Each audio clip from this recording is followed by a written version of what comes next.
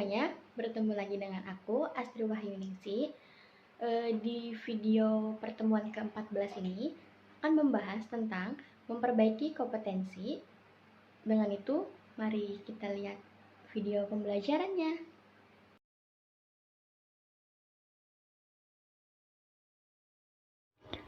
Di pertemuan ke-14 ini akan membahas tentang materi memperbaiki kompetensi.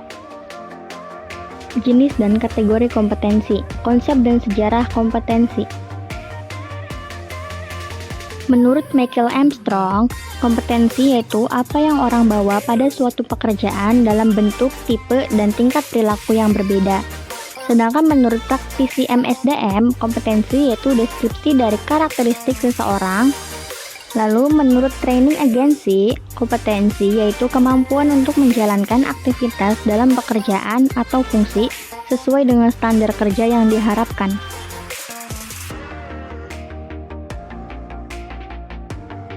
Komponen kompetensi yang pertama ada motivis. Motif menggerakkan, mengarahkan, dan menyeleksi perilaku terhadap tujuan atau kegiatan tertentu.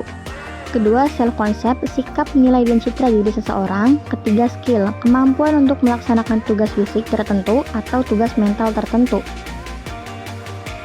Keempat, traits, karakteristik fisik dan respon konsisten terhadap berbagai situasi atau informasi. Terakhir ada knowledge, pengetahuan atau inform seseorang dalam bidang spesifik tertentu.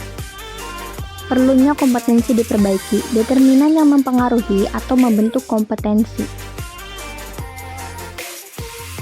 Yang pertama, kepercayaan dan nilai. Kepercayaan dan nilai seseorang terhadap sesuatu sangat berpengaruh terhadap sikap dan perilaku seseorang. Kedua, keahlian atau keterampilan.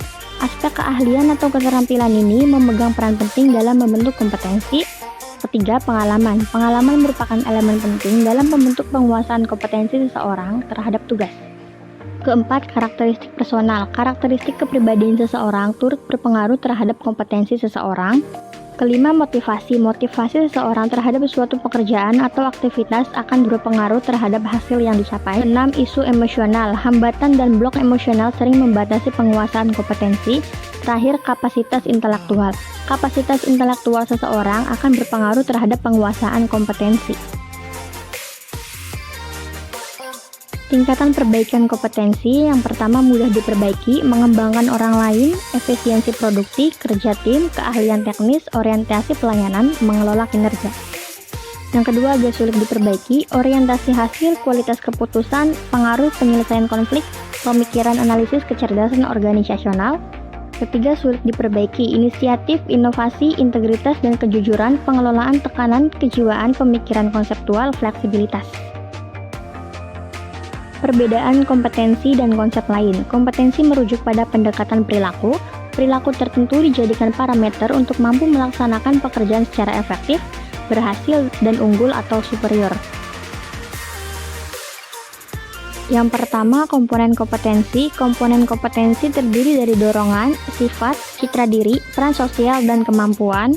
Yang kedua, pemahaman kompetensi. Dalam hal pemahaman kompetensi, perlu dijelaskan pengertian tentang pengetahuan, keterampilan, kemampuan, dan bakat untuk mengetahui sejauh mana perbedaan atau kesamaan dari konsep tersebut. Ketiga, pengetahuan seseorang. Pengetahuan yang dimiliki seseorang bisa dikategorikan ke dalam dua jenis, yaitu pengetahuan yang disadari dan pengetahuan yang tidak disadari. Yang keempat, keterampilan perilaku. Keterampilan perilaku yang terkait tugas bisa dikuasai melalui latihan dan bantuan orang lain. Yang kelima, keterampilan perilaku. Perilaku merupakan fungsi dari faktor kepribadian individu dan faktor lingkungan. Sikap dibentuk dari kombinasi pengalaman, kondisi sosial atau lingkungan, dan kepribadian.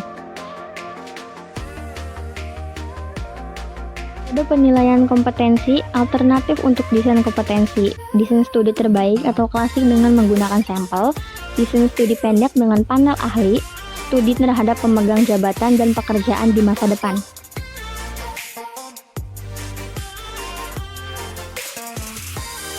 Rancangan studi. Rancangan studi terbaik model kompetensi dengan menggunakan sampel yang terdiri dari 6 tahap. Pertama, menetapkan kriteria kinerja efektif. Kedua, mengidentifikasi kriteria sampel. Ketiga, mengumpulkan data. Keempat, analisis data dan pengembangan model kompetensi. Kelima, validasi model kompetensi. Keenam, mempersiapkan penerapan model kompetensi. Tahap untuk merancang studi kompetensi. Yang pertama ada menetapkan kriteria. Kedua, mengidentifikasi kriteria sampel. Yang ketiga, metode pengumpulan data bervariasi. Keempat, analisis data dan pengembangan model. Kelima, validasi model kompetensi. Dan keenam, mempersiapkan penerapan model kompetensi. Tahap mendefinisikan model kompetensi. Yang pertama, menjelaskan kriteria kinerja. Kedua, mengidentifikasi orang-orang untuk sampel kriteria. Ketiga, mengumpulkan data melalui BI atau metode lain. Keempat, menganalisis data dan mengidentifikasikan kompetensi. Kelima, mengesahkan model kompetensi. Keenam, mendesain aplikasi.